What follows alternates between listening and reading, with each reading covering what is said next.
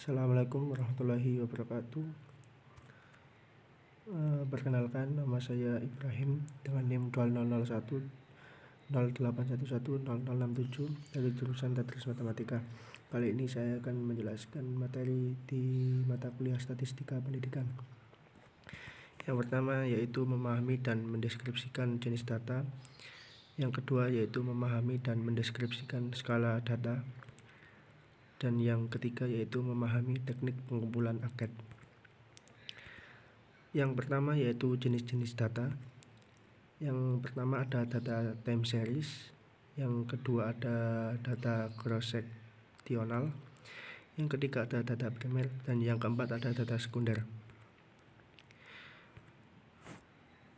Data time series adalah kumpulan data yang teratur oleh urutan waktu.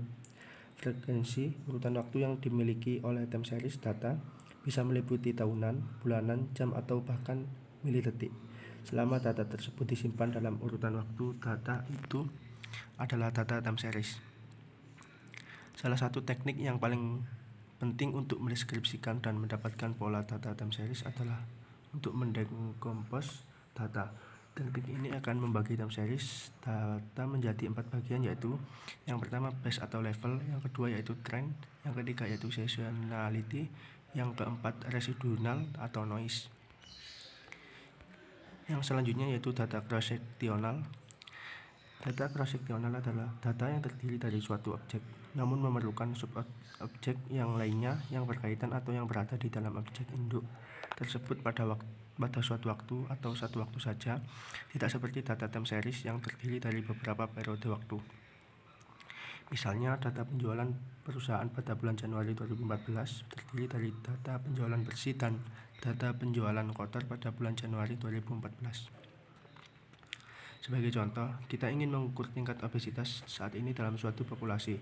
Kita bisa mengambil sampel dari 1000 orang secara acak dari populasi, juga dikenal sebagai penampang populasi, mengukur berat badan dan tinggi, dan menghitung beberapa persen dari sampel yang dikategorikan sebagai obesitas. Misalnya 30% dari sampel kami dikategorikan sebagai obesitas. Sampel cross-sectional memberikan kita gambaran penduduk yang ada pada satu titik waktu. Kita tidak akan tahu apabila didasarkan pada satu sampel cross-sectional jika obesitas meningkat atau menurun. Kita hanya dapat menjelaskan proporsi saat ini. Yang selanjutnya yaitu data primer. Jenis data ini adalah utama atau pokok di dalam suatu penelitian. Proses pemerolehan data ini didapatkan langsung dari tangan pertama atau sumber utama dari fenomena yang sedang dikaji. Biasanya, sumber akan diperoleh dari sumber primer secara langsung tanpa perantara. Sumber primer ini maksudnya adalah orang-orang yang mengalami secara langsung peristiwa tersebut. Terdapat 3 cara mendapatkan data primer, yaitu lewat wawancara, observasi, dan melakukan survei. Contoh dari data-data yang bersifat primer dan digunakan dalam suatu penelitian adalah yang pertama yaitu observasi, yang kedua yaitu pendataan data parkir, yang ketiga yaitu survei jajak pendapat, yang keempat wawancara, dan yang terakhir foto udara suatu lokasi. Yang selanjutnya yaitu data sekunder. Data sekunder adalah data yang sudah diolah terlebih dahulu dan baru didapatkan oleh peneliti dari sumber yang lain sebagai tambahan informasi. Beberapa sumber data sekunder adalah buku, jurnal, publikasi pemerintah, serta situs atau sumber lain yang mendukung. Misalnya dalam pencarian menggunakan desain pencarian analisis wicara, data dokumen yang dianalisis namun keliru disebut dengan data sekunder. Kata lain, pada saat mendefinisikan data sekunder, proyek penelitian yang digunakan harus diperhitungkan terlebih dahulu. Yang selanjutnya yaitu mengenai jenis-jenis skala data. Yang pertama yaitu data nominal. Data nominal adalah data yang diberikan kepada objek atau kategori yang tidak menggambarkan kedudukan objek tersebut, tetapi hanya sekedar label atau kode. Data ini mempunyai ciri bersifat saling lepas atau tidak berhubungan satu sama lain. Contohnya yaitu data jenis kelamin siswa dikategorikan menjadi laki-laki yang diwakili angka 1 dan perempuan yang diwakili angka 2. Konsekuensi dari data nominal adalah tidak mungkin seseorang memiliki 2 kategori sekaligus, dan angka yang digunakan di sini hanya sebagai kode atau simbol saja sehingga tidak dapat dilakukan operasi matematika. Yang kedua yaitu data ordinal. Data ordinal adalah data yang penomoran objek atau kategorinya disusun menurut besarnya, yaitu dari tingkat terendah ke tertinggi atau sebaliknya, dengan jarak atau rentang tidak harus sama. Data ini memiliki ciri yaitu kategori. Data dapat disusun berdasarkan urutan logis dan sesuai dengan besarnya karakteristik yang dimiliki. Contohnya yaitu mengenai tingkat pendidikan yang dikategorikan menjadi SD yang diwakili 1, SMP yang diwakili dengan angka 2, SMA yang diwakili dengan angka 3, diploma yang diwakili dengan angka 4, dan sarjana yang diwakili dengan angka 5. Sama halnya dengan data nominal, meskipun tingkatannya lebih tinggi, data ordinal tetap dapat dilakukan operasi matematika. Angka yang digunakan hanya sebagai kode atau simbol saja. Dalam contoh tadi, tingkat pendidikan tertinggi adalah sarjana dan terendah adalah SD, yang berarti sarjana lebih besar dari diploma, lebih besar dari SMA, lebih besar dari SMP, dan lebih besar dari SD. Yang selanjutnya yaitu data interval. Data interval adalah data di mana objek atau kategori dapat diurutkan berdasarkan suatu atribut yang memberikan informasi tentang interval atau tiap objek atau kategori yang sama.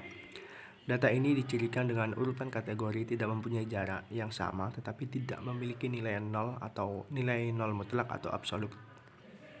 Contohnya yaitu rata-rata tinggi badan berdasarkan usia.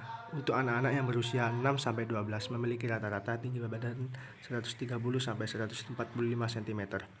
Untuk remaja yang berusia 13-18 memiliki rata-rata tinggi badan 146-160 cm. Dan untuk dewasa yang berusia 19-26 memiliki rata-rata tinggi badan 161-199 cm. Yang selanjutnya yaitu data rasio. Data rasio adalah data yang jaraknya sama dan mempunyai nilai 0 absolut. Jadi kalau data 0 berarti kita tidak memiliki arti apapun. Contohnya yaitu nilai rapot siswa, di mana masing-masing siswa memiliki nilai yang berbeda, yaitu misalnya Muiz mendapatkan nilai 100 disimbolkan dengan A, Cinta mendapatkan nilai 80 disimbolkan dengan huruf B, dan Putri mendapatkan nilai 60 disimbolkan dengan huruf C. Jika dilihat dari skala rasio, nilai Muiz memiliki nilai lebih 20 daripada nilai Cinta. Cinta memiliki nilai lebih 20 daripada nilai Putri, dan nilai Putri kurang 40 untuk sama dengan Muiz. Yang terakhir yaitu teknik pengumpulan angket. Teknik pengumpulan data yang dilakukan dengan cara ini memberi seperangkat pertanyaan tertulis kepada responden untuk dijawabnya dan dapat diberikan secara langsung atau melalui pos atau internet. Jenis angket ada dua, yaitu tertutup dan terbuka.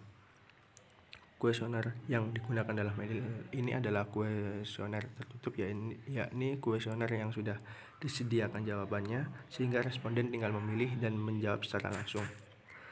Kuesioner terbuka adalah daftar pertanyaan yang memberi kesempatan pada responden untuk menuliskan pendapat mengenai pertanyaan yang diberikan peneliti, sehingga dalam jenis kuesioner ini proses mendapatkan datanya bisa dibilang memerlukan keahlian penelitian dalam memberikan pertanyaan yang mudah dipahami.